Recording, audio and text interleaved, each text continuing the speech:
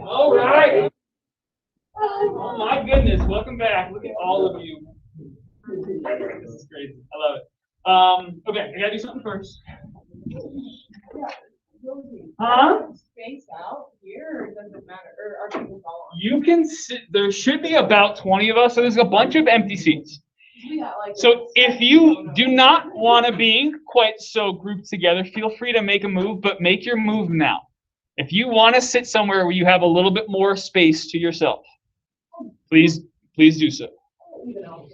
In general, let's see, 5, 10, 15, 20. We're about at how many I expected to be here today, because there'll still be a few people online. Wave, say hello. Cool. Now, I try not to break my neck. Oh, a little shaky. Steady. Seating chart. So that's your seat for the time being, until we hear. Oh, you don't do that. Actually, no. Why would it be 11:38 a.m.? How about that? All right. There's a schedule for today in case you need to know or you need to be. Go ahead and take a picture of it.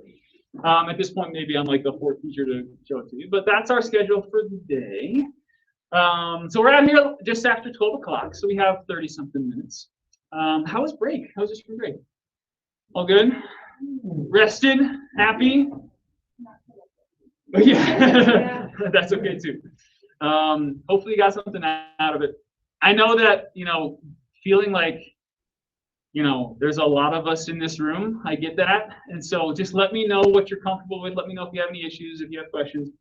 I clean the desk in between every class now. Okay.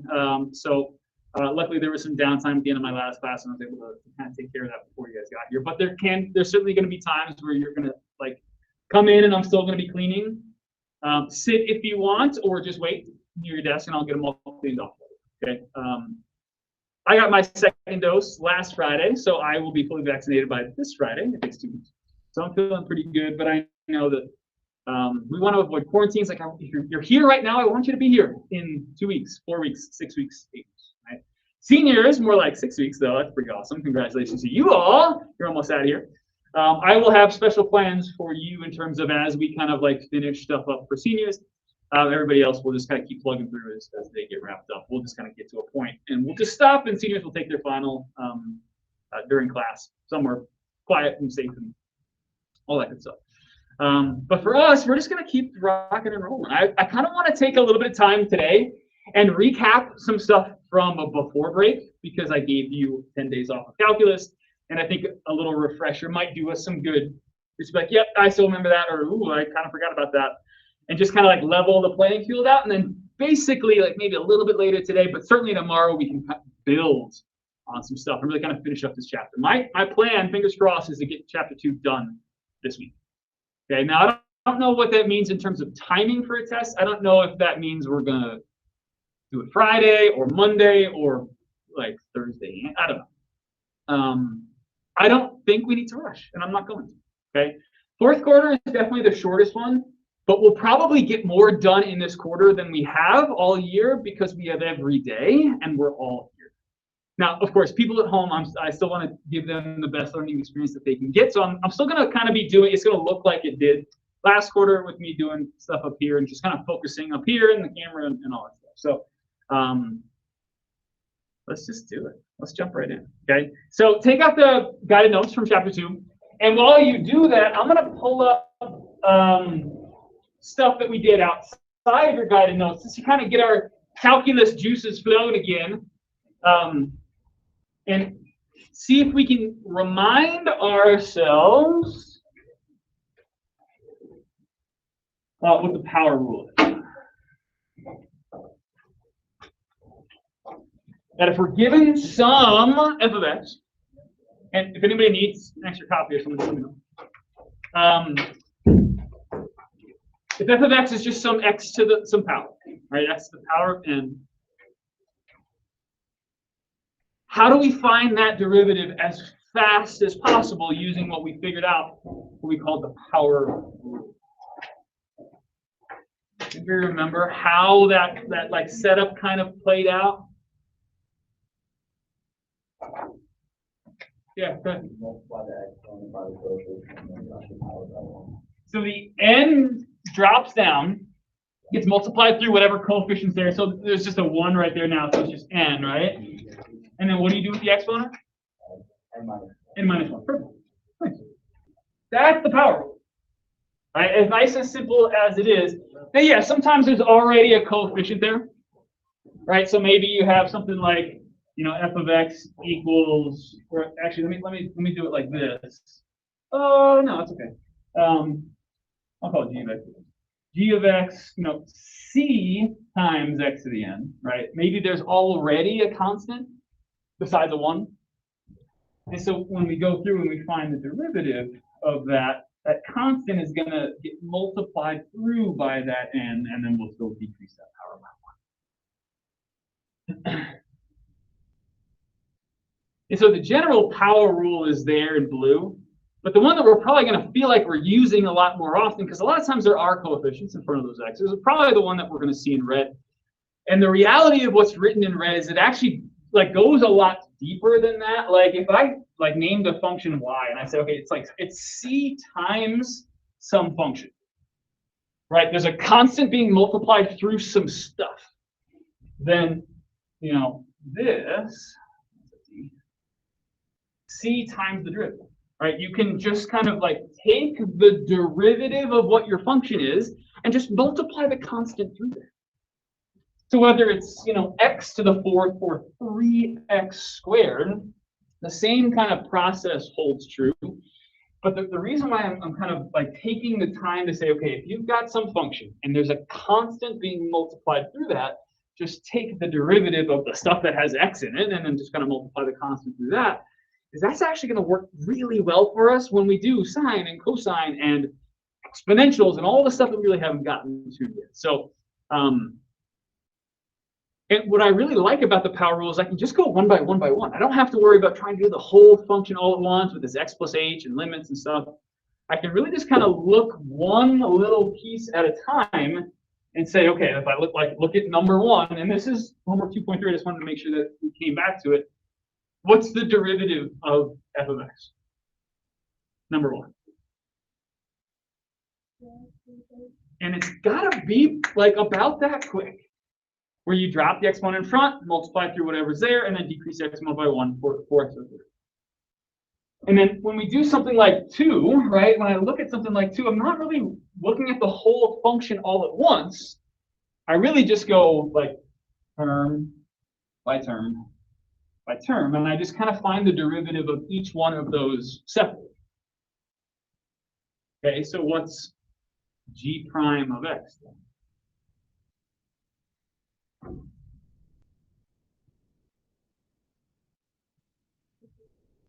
(6x minus 5), right? Because that was 5x to the first, right? So that 1 gets multiplied through in front, so nothing changes, but then it becomes x to the 0, and the x is gone.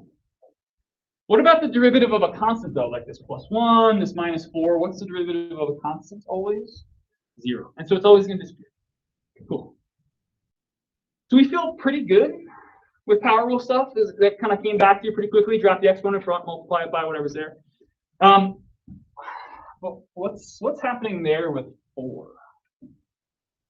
Where do those negative exponents come from, or what do they mean? What is that a clue for us, maybe to kind of see what is a of x really? It's not a polynomial, right? 1, 2, and 3, those are all good. We write 4 like a polynomial so we can use the power rule, but it's not really. What is a of x? It's got fractions in it, right? Because those negative exponents are exactly that clue that a of x really probably came from something that looks like this, right? 2 over x to the 3rd minus 1 over x squared plus 5 over x, right? probably came from something that looks more like that. And maybe even more so, gosh, maybe it came from just like one big function that was all over x cubed at one point, right? Maybe it was 2 minus x plus 5x squared. Right? And every single term got kind of like individually divided by that x cubed to get us to here, which really kind of got us to there. And we'll just have to make sure that we kind of work our way back to that. Okay. And then 5, what's the weird part about 5 that's just a little bit different than everything else? Yeah, so what do those fractional exponents mean? Like what is y really? X to the 3/2? We gotta have some radicals in there for sure, right? Fractional exponents are power over 3. And so what we've got there is we've got a power of 3, but a root of 2. That's like the square root of x cubed, I'll go this way, minus 6 cube root of x to the first. Right? That's what y really is. And I bet that's what it's probably going to look like when they give it to us. It's not going to look like the way that I gave you in number 5. It's probably going to come from something that looks a little bit more like what's in front of it. Okay, but power rule is so nice. We don't have to use limits anymore. We can use that power rule as often as we can. And we started to do that with homework 2.4 stuff, which was on page 135. So flip to 135 for a second. This was your work from, I think, Friday before break. And I put the solutions on that assignment, like just kind of right below it as well. And I just wanted to make sure that whatever I did with all of these 8 questions that you feel pretty good about, and that we can kind of just move forward from there. So take a look if you didn't yet. At what I have, not just for my derivative, but maybe if I adjusted the function itself. Look at number 1 and 2 and just make sure you're feeling okay. So I'll field questions for anybody that has any, but if you don't, then just kind of roll. All right, the first one, the derivative of 5 is just 0, but I don't put that, right? I'm just going to keep going. Negative 2x squared, so 2 drops in front, multiplies through with the negative 2, and then decrease exponent by 1. Same thing for 3. 3 drops in front, multiply through, and decrease exponent. Right? What was nice about 1 is just ready to go, right? Number 2 was not, though. What I had to do with 2 is kind of individually, like, so in my mind, I didn't write it out, but like in my mind, what I'm doing is this. Like, oh, I'm going to divide that one by x. I'll divide this one by x. I'll divide that one by x. And that gives me just an easier version of this function to deal with, because then I can use power. Cool. 3 and 4 are pretty similar. And they were both set up the same way to start. They're set up as fractions, but we had to make that switch, from 3 over x to the 7th to 3x to the negative 7th, and then we can power rule, and then we make the switch back. Okay? 3 and 4 are really, really similar. Just subtract exponents. That's really all we're doing when we do that division thing. And just remember, when you take away 1 from a negative number, it gets more negative. It's going to move further into it.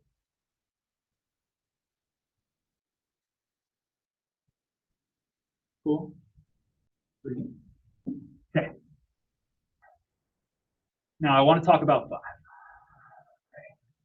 5 was a weird one because now for the first time they're doing this f of theta instead of f of x, but it's the same thing. It doesn't matter. Whatever letter they decide to choose is up to them, and they're going with a theta, probably because they had the cosine of theta in there.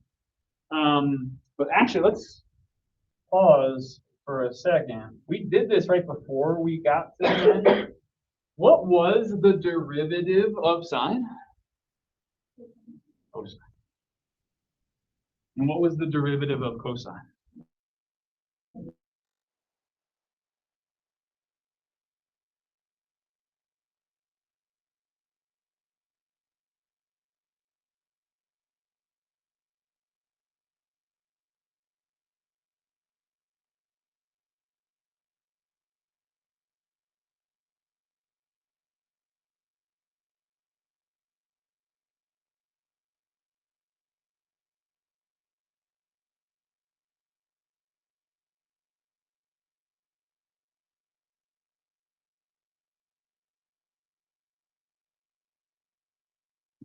Hey, Rosie.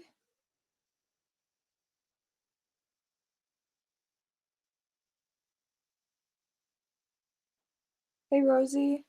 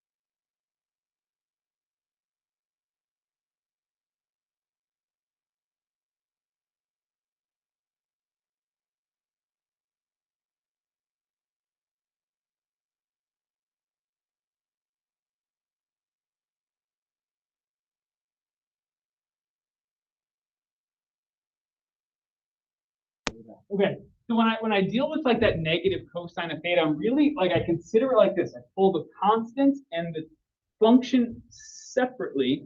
Like in my mind, I'm kind of doing the same thing here. And I take the derivative kind of individually, right? In red, okay, so negative 3 times 2 theta to the first. Oh, that's negative 6 theta. Okay, cool. And so I'm going to do the same thing here. Like the constant times whatever the derivative of cosine is. Okay? And that was that constant rule that I was kind of telling you about, is that it doesn't matter what the function is. If there's a constant there, pull that constant out and just multiply by the derivative of whatever your function is that actually has a variable in it. So what's the derivative of cosine? Negative sine. Okay, good. So negative sine of theta. And so multiply those all back together. Oh, okay. Plus sine of theta. That's kind of where that comes from, right? Negative 1 times negative sine of theta, positive sine. And if you can wrap your heads around that, the stuff that we're going to do is going to get a whole bunch easier. Okay? I know I'm just saying stuff at you, but hopefully it's quick. With 6 and 7 and 8, a lot of it was just kind of making sure it looked the way that we wanted. Right, rewriting it power over root, so we can take the derivative and kind of make that leap back. And if you look at the top of that page on page 135, right, it says leave your answers with no negative exponents and no rational exponents, which means when I get a derivative like this, I've got both kind of issues, right? I've got the negative exponent, which I take care of first. Then I rewrite it using radicals, right? And at 2/3, okay, but there's my 2/3, right? I'm just going to make one fraction and I'll just kind of bury the coefficients in there. If you wanted to, I mean, you could do like 2/3 times 1 over x to the 1/3, but why have two separate fractions? Might as well put those together. And then once you do, then you just rewrite it, power over root. Okay, cool. So 1/3, so a power of 1 and a root of 3. So 2 over 3 cubed root of x.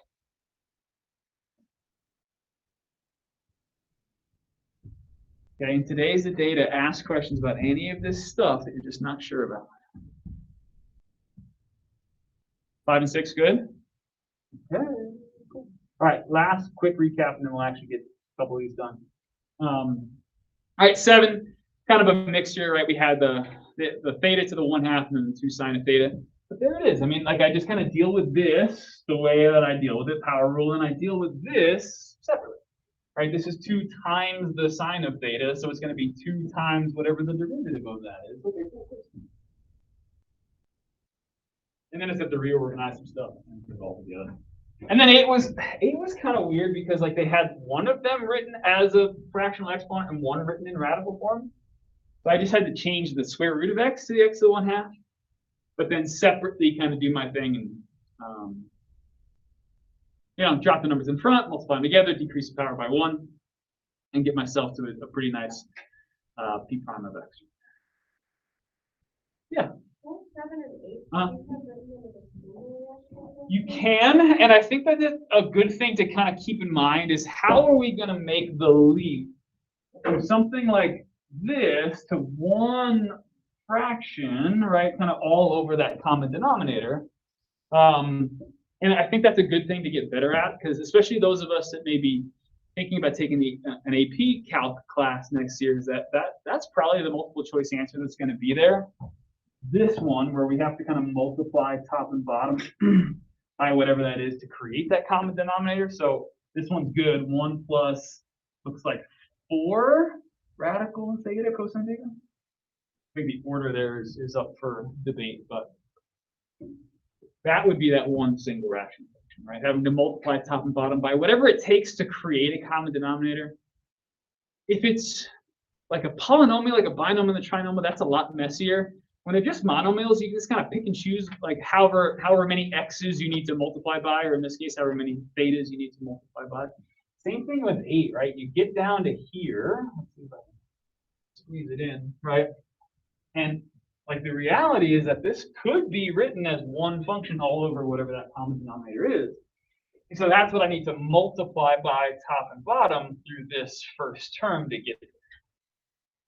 Right, so that's negative 6x plus 1. Right, 3, negative 2, or negative 3, and then square root of x. Now, for me, I like what's boxed in there. Like, I like p prime the way it is right now. And I would never ask you to make a single rational function. I will accept that. This one as your final answer. Okay, when we have some FRQs, but know that if it is multiple choice, something like what's written in blue there is pretty likely that they'll do that to us, really kind of challenge us a little bit and see if we can get to that. Cool. Yay. Okay, recap done. I'm happy. Okay, now the thing that we kind of started building towards at the end of last time was trying to like put some pieces together for what we were able to do in pre-calc versus what we weren't able to do, and trying to start filling those pieces. Right, we were able to find x-intercepts.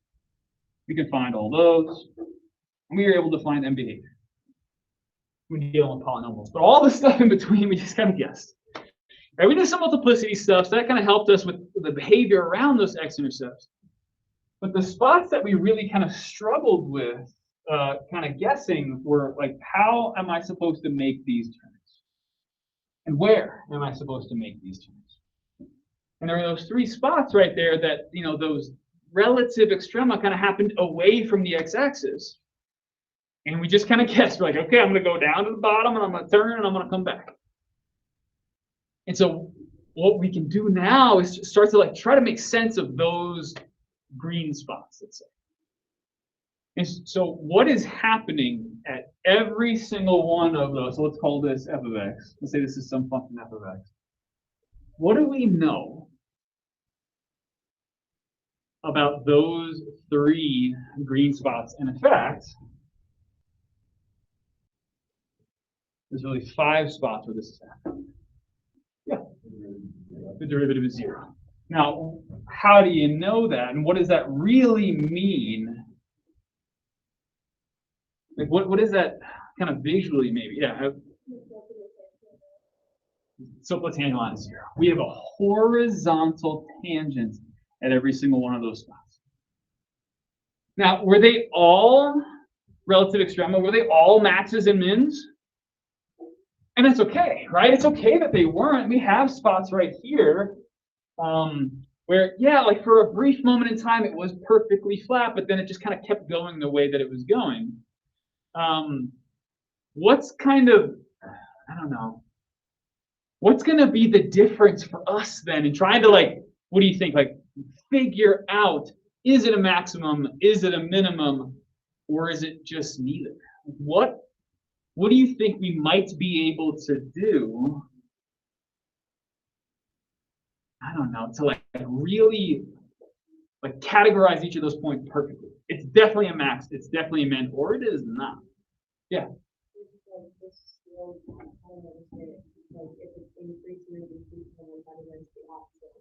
Yeah, right? Slope is positive versus slope of being negative, right? Kind of checking what's going to happen at the derivative along the way, right? Increasing, decreasing. Oh, decreasing again. We didn't see the sign change that we wanted, so it couldn't have been that max or that min. So we start looking at these, like, the full picture of it by finding these spots first. Like, let's find all of the spots where this function has a horizontal tangent. And eventually, okay, let's check on either side and see what we've got going on. And that's what we'll do this week. And that's kind of what this week is all about, is getting to a point where we can find the derivative quickly, find all those really nice spots where the function's derivative is 0, where there's just a horizontal tangent line, and then figuring out what's happening in the spaces nearby. And that's what I want to do first. So go ahead and turn the page to, we're actually going to go back to 134. 134. And let's look at this question right here.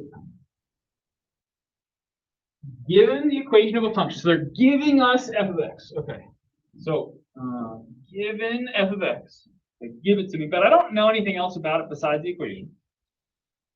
How might you determine the values at which the function has a horizontal tangent? So they're going to give us the equation. Here it is, f of x equals whatever it is. How are we going to find, and when they say values, that's x value.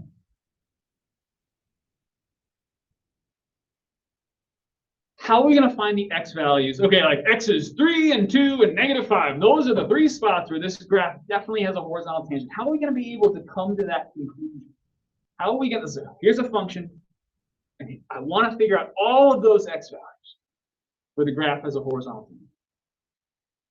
What do you think we could do?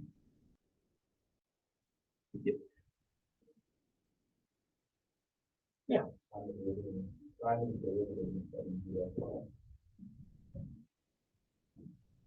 the derivative.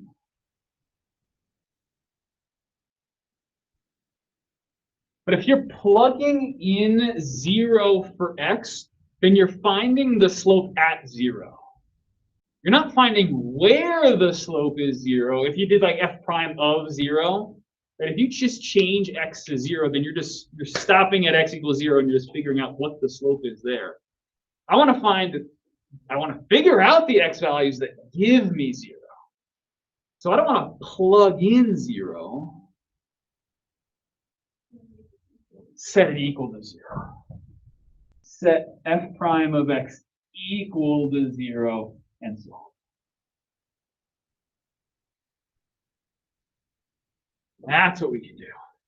Because then we'll have an equation that has some x's in it, hopefully, and we'll just set it equal to 0 and do whatever we have to algebraically.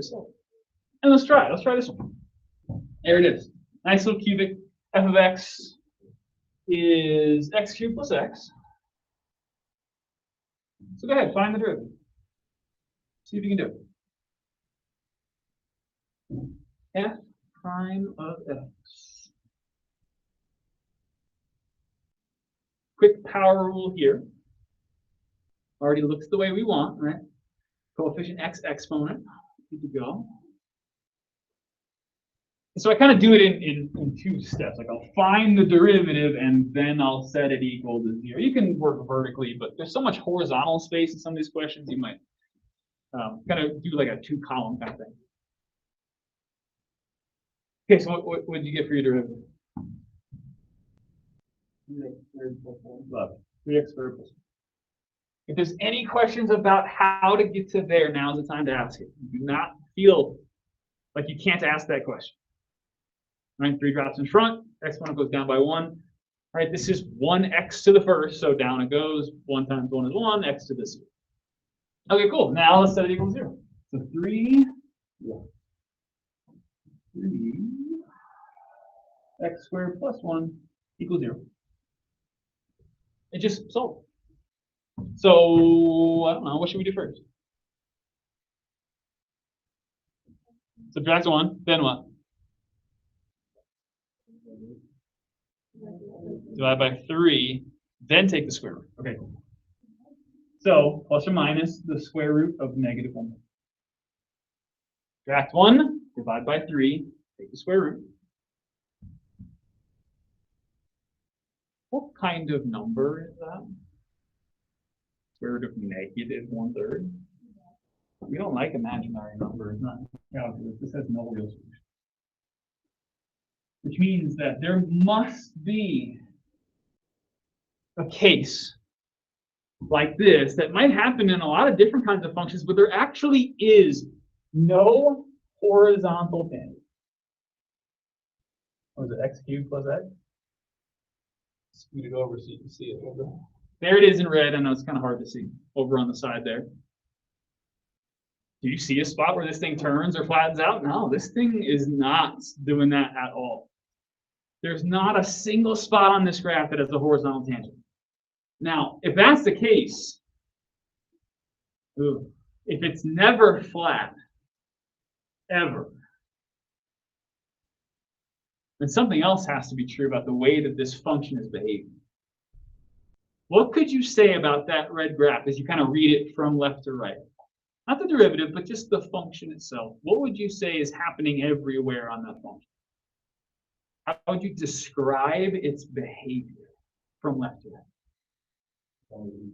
Always increasing. That's such a great way to say that, right? As you move from left to right, every step you take, you got to go up to do that.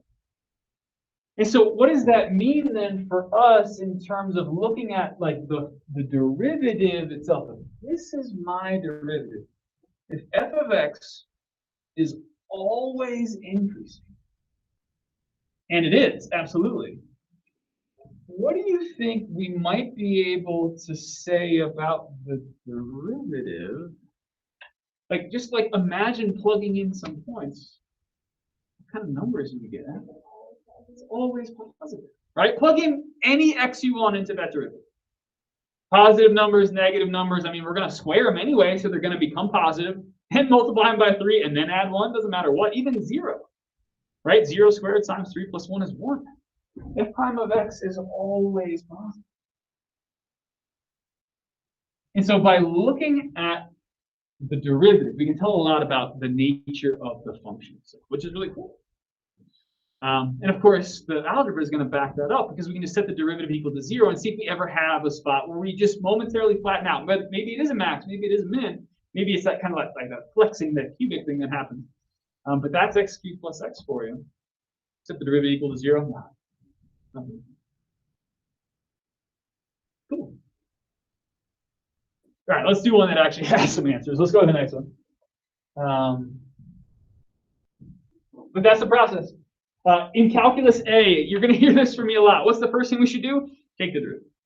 Basically, the next 6, 7, 8, or 9 weeks, depending on how long you're here, first thing we're going to do is take the derivative. No, we're going to do something. Okay, so what values of theta? All right, theta, I'll deal with it, right? Here's our function, f of theta equals theta plus sine of theta. At which values of theta does this function have a horizontal tangent on this interval? Right, because anytime we have these periodic sine functions, they're just going to keep going. So we want to kind of narrow our search down to just kind of one trip around the unit circle.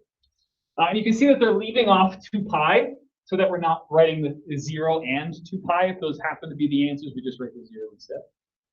But let's go for it. Let's find the f prime of theta. Again, deal with each term by itself. And if it helps in your mind, think of it just like x, 7x. So the derivative of x was 1. So what's the derivative of theta? 1. Yeah, it's the same thing, right? It's just a variable. Plus whatever the derivative of sine was. Cosine. Good. All right, and so there's my derivative. And so all I'm going to do is I'm going to take this thing and I'm going to set it equal. Now, if it helps, you can remind yourself that theta is, it's kind of buried inside cosine. And so we're going to need some inverse cosine, or just some unit circle knowledge to help us get there. But we want to isolate that cosine first. So what should we do, maybe just in our first quick little step here, to start getting closer? Start solving. Subtract 1. Yeah, I like that. Okay, so cosine of theta equals 1. And if you can isolate a sine or a cosine and that's it, and you're just looking at what it's equal to, then it's just a unit circle strip in your mind, right? And so when I think about cosine, is that x or y? X, right? Sine and cosine, so x and y. Cosine, sine. So really all I'm looking at is I'm trying to figure out what angle in a unit circle gets me an x value of -1. And so you just kind of get yourself over to here, right? There's -1 over there. What's that angle? Where x is -1. 180 degrees or pi radian. And that's how we're going to roll it. Now, if you need this, right, this is what's really happening, the inverse cosine of -1. I'm taking the inverse cosine on both sides. And that's in my interval, so there we go. And so not knowing anything about what this function actually looks like, I know exactly the moment where this thing flattens out. And maybe it takes a turn, maybe it doesn't. Let's take a look. What was it? I'll do x plus sine of x. There it is. Right there. That brief moment. And yeah, it's going to keep happening. Way up here. And then way up there. Right? It's got all these moments where it's just going to keep doing it. But yeah, at pi and pi exactly, we have that horizontal. Good? Sweet. Really quickly, just for the last minute, turn to page 136. Really, really quick, 136. And take a look at number 9. Now, this is just kind of continuing homework 2.4, is just saying go ahead and find the derivative. What would we have to do with 9? Is that ready to go to take the derivative? What would we have to do to actually find the derivative? My goodness, does that sound like a pain? Do you want to do that? Yeah, me neither. That's why we're not going to do it. Okay, we're not going to deal with stuff that looks like this until we're ready to deal with it just like that. There's going to be a point, chapter 3, maybe chapter 4, where we can find the derivative without adjusting the way that the function. Okay. And I will leave you with that, and we will pick this back up tomorrow. We'll do 10, 11, and 12 tomorrow, and then we'll really start putting screws to it. Nothing you have to do before then. Have a great first day back. Thank you all for being here, and see you. That was awesome. Questions at home, of course, you guys got to let me know if there's anything you need. Hopefully that all went